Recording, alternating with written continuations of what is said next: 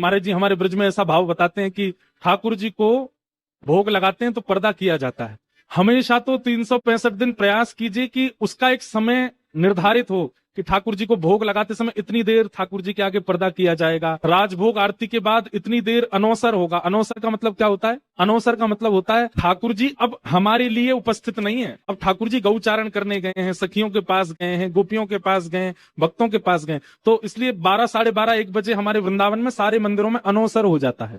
उस समय ठाकुर जी आपके लिए उपस्थित नहीं है, सो रहे हैं ऐसी बात नहीं, ठाकुर जी अब कहीं और गए हैं, इस समय मंदिर में नहीं है।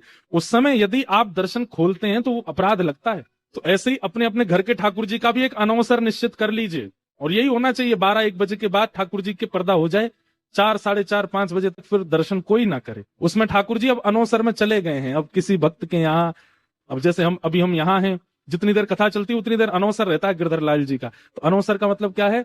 अब ठाकुर जी गए होंगे, तैर रहे होंगे गोदावरी जी में, नेक आगे चले गए होंगे,